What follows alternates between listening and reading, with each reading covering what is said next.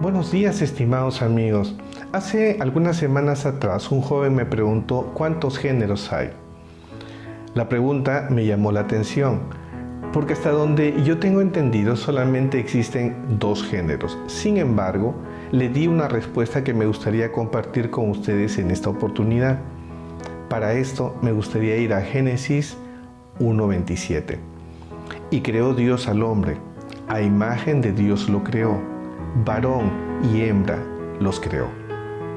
En este corto versículo, el Señor nos enseña dos cosas muy importantes. Primero, Dios creó a un hombre y a una mujer, dos géneros correspondientes a Adán y Eva. Pero dado que las escrituras son muy antiguas, podríamos preguntarnos, ¿qué nos dice la ciencia en la actualidad? ¿Es posible solo dos géneros? De acuerdo a la genética, solamente existen hombres y mujeres, según los cromosomas XX o XY. Cuando esto no es así, salimos de la normalidad. Por lo tanto, la genética confirma Génesis 1:27. ¿Qué nos dice la neurociencia? La neurociencia nos dice que hay diferencia entre los cerebros masculinos y los femeninos, no solamente en sus funciones, sino también en su anatomía. En el 2001, el doctor William Bind investigó si habría diferencia entre los cerebros masculinos homosexuales y los cerebros masculinos heterosexuales, y no encontró diferencia.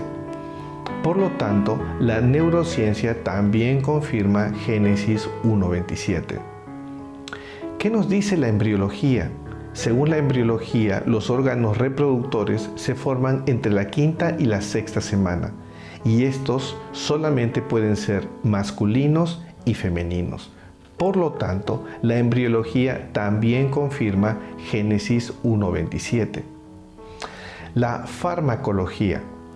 En el 2013, la FDA, que es la organización que regula los medicamentos en los Estados Unidos, ordenó a las farmacéuticas que hicieran una diferencia en varios medicamentos según las dosis para hombres y según las dosis para mujeres. Un claro ejemplo son aquellos medicamentos contra el insomnio que contienen Zolpidem. La dosis para hombres es de 10 miligramos y la dosis para mujeres es de 5 miligramos. Si a una mujer se le diera la dosis de un varón, podría tener daño cerebral. Por lo tanto, la farmacología también confirma Génesis 1:27. Según la zoología, solamente hay machos y hembras, y esto se determina por quien ovula y por quien insemina el óvulo. No hay más. Por lo tanto, la zoología confirma Génesis 1:27. Según la biología, hay diferencia entre hombres y mujeres. Algunas de estas diferencias están en el grosor de la piel. Los hombres tenemos la piel un poco más gruesa. Según la biología, los pulmones y el corazón de los hombres son más grandes que el de las mujeres. Y hay muchas otras diferencias que sería largo enumerar, como las obvias diferencias en los órganos reproductores.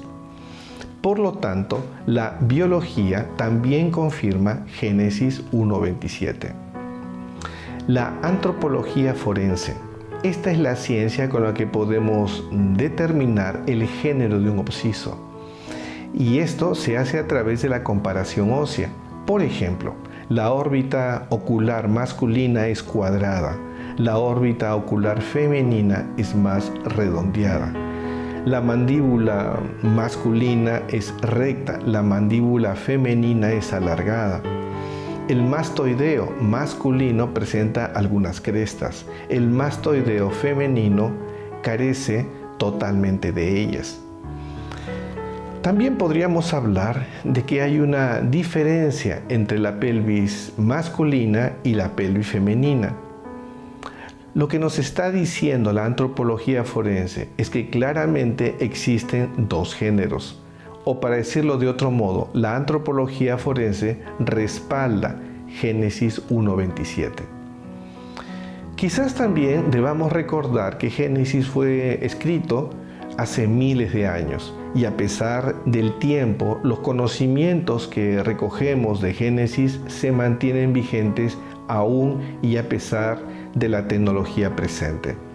Dios nos hizo diferentes a los hombres y a las mujeres, no para competir, sino para complementarnos. Pero quizás en este punto debamos de definir lo que es el género. El género es la expresión social de nuestra sexualidad biológica y esta expresión la aprendemos mediante la cultura, mediante la educación y nuestra vida social.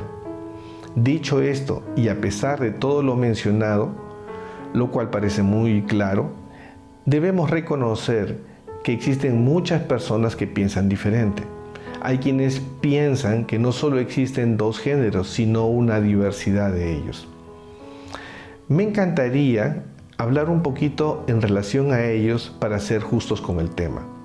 Antes, quisiera recordar, como dijimos antes, que Génesis 1:27 fue escrito hace miles de años.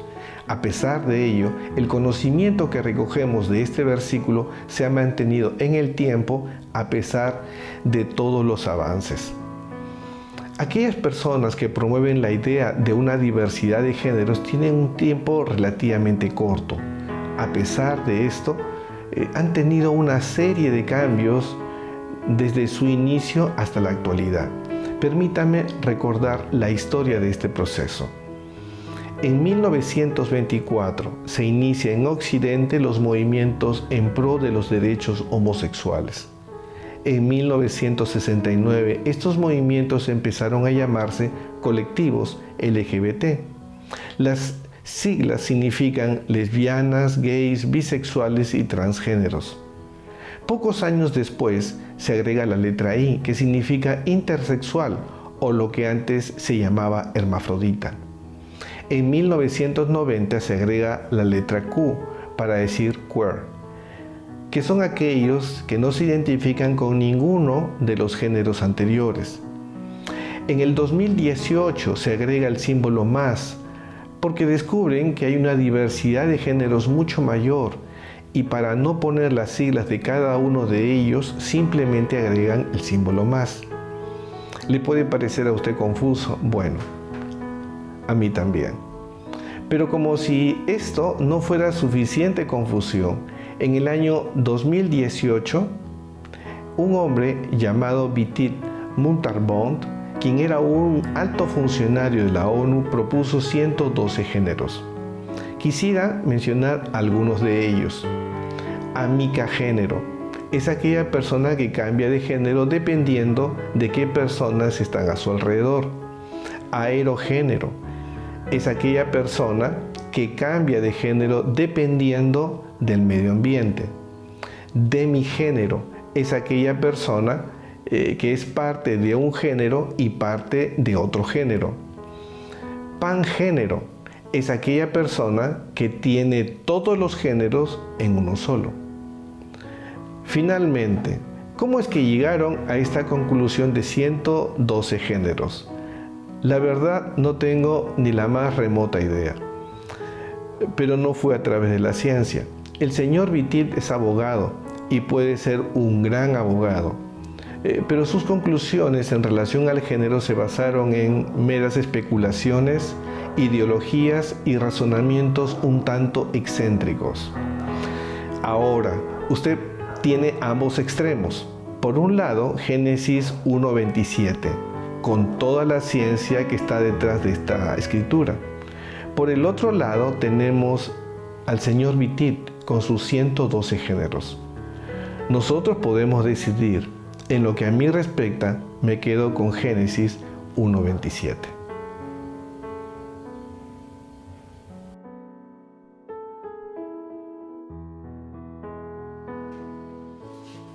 Ahora quisiera añadir algunos conceptos. Para esto quisiera volver a las escrituras. Veamos Jeremías 1:4-5.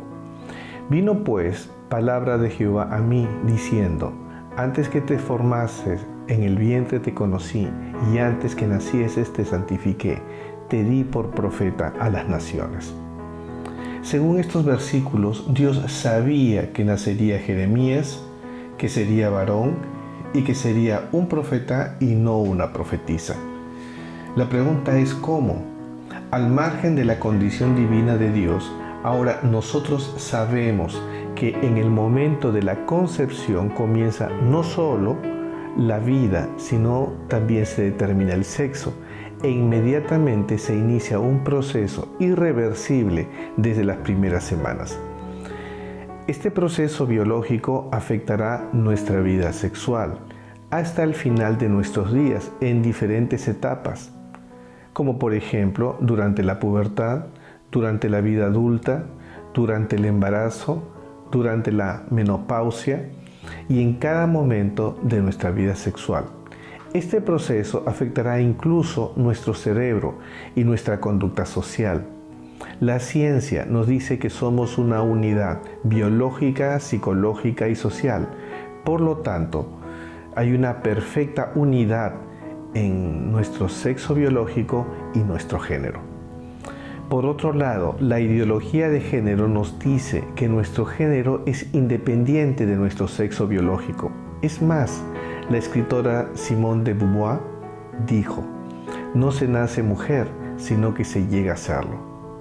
Para la ideología de género, la autopercepción y la orientación sexual es suficiente para autodefinir nuestro género. Por un momento hablemos de estas dos ideas. Primero, hablemos de la autopercepción. Si aceptamos la autopercepción sin la biología, entonces tendríamos que aceptar la anorexia, que también es una autopercepción, evidentemente trastornada y que tiene un origen neurótico en el que la persona se ve a sí mismo gorda cuando en realidad no lo es. Tendríamos que aceptar el trastorno dismórfico corporal, el cual viene a ser también una autopercepción, que se convierte más adelante en un trastorno de salud mental, en el que la persona se ve con defectos corporales inexistentes, de modo que insiste en hacerse innumerables cirugías, llegando incluso a hacer cambios exagerados. Tendríamos que aceptar la transedad, que son aquellos que se sienten de una edad biológica distinta, totalmente distinta a la que tienen realmente. Un ejemplo es el señor Walsh, quien es un canadiense transexual que antes de transformarse en mujer se llamaba Pablo y estaba casado. A los 46 años, Wolf abandonó a su esposa, a sus 7 hijos para vivir lo que él consideraba su vida verdadera. Él exige que lo acepte como él se percibe, como una niña de 6 años. Me pregunto, ¿qué sucederá cuando quiera tener un noviecito de 8 años? Tendríamos que aceptar también la transespecie. Son aquellos que se sienten animales nacidos en un cuerpo humano. El caso más conocido es el de Tom Peters, un joven británico de 32 años quien pidió ser tratado como un perro. Podríamos seguir con los ejemplos. Lo cierto es que la sola autopercepción puede llevarnos a un perfecto enredo mental. Pero también la ideología de género nos habla de la orientación sexual para definir nuestro género, entendiendo la orientación sexual como la atracción romántica, emocional y o sexual. Si la sola atracción sexual, independientemente de nuestro sexo, define el género, entonces deberíamos aceptar la necrofilia, que es la atracción sexual por los muertos.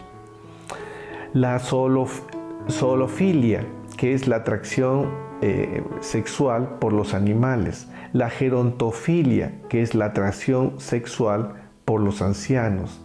El sadismo y el sadomasoquismo, que es la atracción sexual con dolor.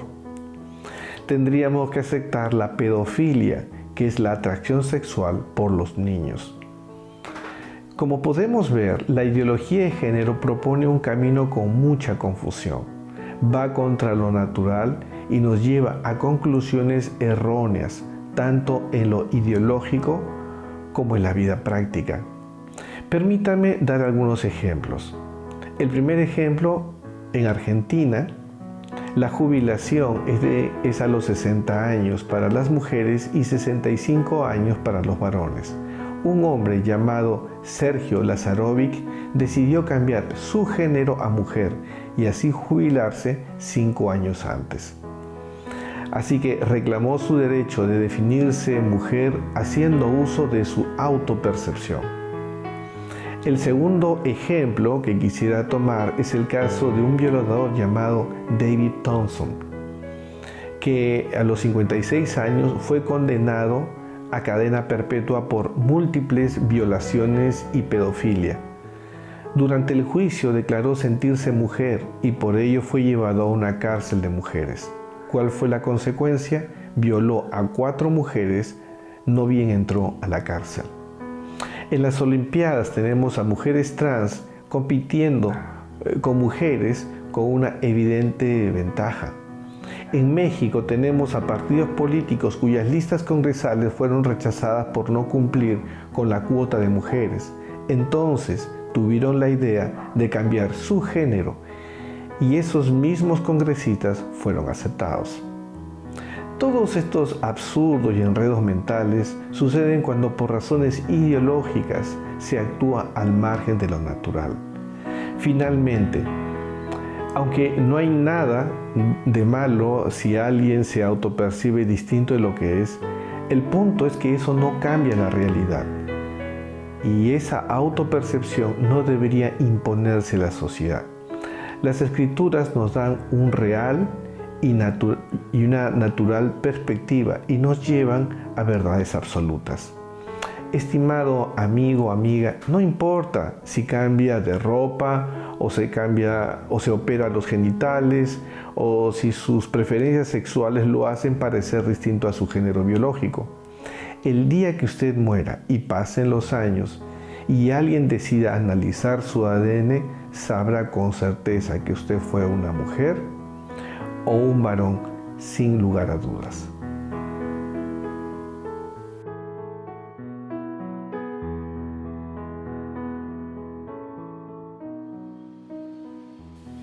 Ahora quisiera dar respuesta a ciertas cuestiones. Por ejemplo, ¿qué es la homosexualidad? ¿Es una enfermedad? Las Escrituras nos enseñan que no. La homosexualidad no es una enfermedad. Podríamos decir en todo caso que la homosexualidad es un síntoma o una consecuencia de que algo no está bien. Pero por un momento detengámonos aquí y veamos qué nos dicen las Escrituras. 1 Corintios 6, 9, 10. ¿No sabéis que los injustos no heredarán el reino de Dios? No erréis, ni los fornicarios, ni los idólatras, ni los adúlteros, ni los afeminados, ni los que se echan con varones, ni los ladrones, ni los avaros, ni los borrachos, ni los maldicientes, ni los estafadores heredarán el reino de Dios. Algo que debemos notar en estos versículos es que Dios condena la práctica homosexual de igual forma que condena la práctica heterosexual cuando ésta está fuera del vínculo matrimonial, entendiendo obviamente que el matrimonio es entre un hombre y una mujer. Ambas conductas son condenadas y a nadie se le ocurriría decir que la heterosexualidad es una enfermedad. Pero además, estos versículos contestan una segunda pregunta. ¿Cómo se ministra a un homosexual? Como podemos observar, el Señor ubica a la homosexualidad en el mismo grupo de otros pecados, incluso con aquellos que nada tienen que ver con una conducta sexual. Lo que trata de decirnos las Escrituras es que debemos ministrar a los homosexuales como se ministra a cualquier otra persona que necesita a Cristo. Algo que debemos de saber también es que las causas de la homosexualidad no siempre tienen que ver con el sexo. En muchos casos, la homosexualidad tiene que ver con una causa emocional que después se sexualiza. Pero a todo esto podríamos preguntarnos, ¿cuál es la razón por la que Dios condena la práctica homosexual? La respuesta es simple: por las consecuencias. Estas consecuencias pueden ser espirituales y eternas, pero de eso no quisiera hablar en este momento, sino de las consecuencias en nuestra vida emocional y en nuestra y en relación a nuestra salud. Veamos primero en nuestra vida emocional. Según el doctor Michael King de la Universidad College de Londres, quien realizó un estudio riguroso el 2008, la socióloga y experta en suicidio Anna Hans, quien publicó un estudio en 2011, el doctor Richard Herrer, quien publicó un estudio en 1999. Todos ellos llegaron a la misma conclusión: la conducta homosexual y bisexual tienen números altísimos de intentos de suicidio, en un porcentaje del 41%, mientras que la población general es solo del 5%. También estos estudios nos hablan de un alto porcentaje de depresión y consumo de drogas en comunidades LGBT. También nos dicen que la violencia familiar en parejas homosexuales es de un 82%, mientras que en las parejas heterosexuales podría llegar al 22%.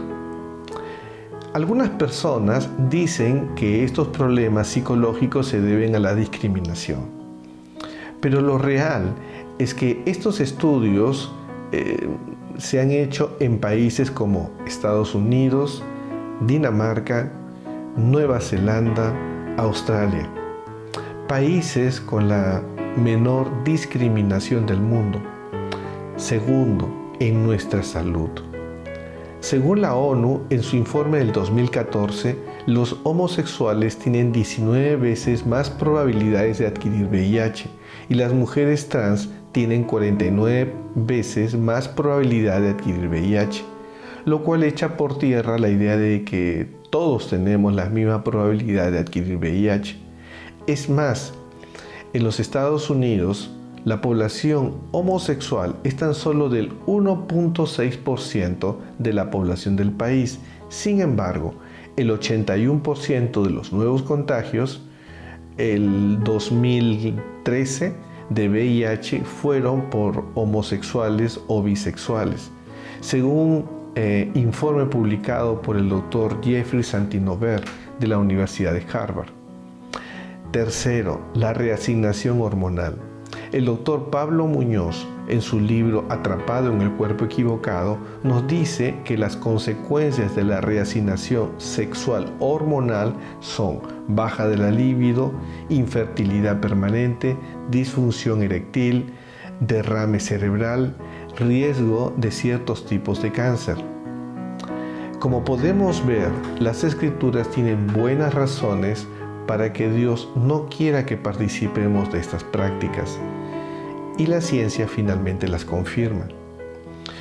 Pero no todas son malas noticias para nuestros hermanos LGBT. Por un momento volvamos a las Escrituras. Veamos 1 Corintios 6, 11. Y esto erais algunos, ya habéis sido lavados, ya habéis sido santificados, ya habéis sido justificados en el nombre del Señor Jesús y por el Espíritu de nuestro Dios. Según este versículo, todos, incluso los que cometen pecados sexuales, tienen esperanza y pueden cambiar. Como leímos, se dice, y esto erais algunos de vosotros. Lo que la Biblia nos está diciendo es que es posible el tránsito de un tipo de orientación sexual a otra. Pero, ¿qué dice la ciencia? Según el psicoterapeuta Misael Ramírez en su libro Psicoterapia Pastoral, la homosexualidad es reversible. Pero no solo él, incluso aquellos que promueven la ideología de género, como la doctora Lisa Diamond, quien es de orientación sexual lesbiana y que además es coautora y editora en jefe del manual de la Asociación Americana de Psicología de Sexualidad, dijo: la sexualidad puede cambiar. Asimismo, el doctor Chris Donahue, quien es también pro ideología de género, dijo: la orientación sexual es mutable, por lo tanto es reversible. Además, en una de sus publicaciones el 2015 dijo: existen hombres homosexuales que cambian su orientación y deciden casarse con una mujer. La sexóloga Ana Pastor Barrón, del Centro Mapa Psicológico, dijo el 2017: Cuando hablamos de la orientación sexual, hablamos de la orientación del deseo, de nuestros deseos, gustos y anhelos.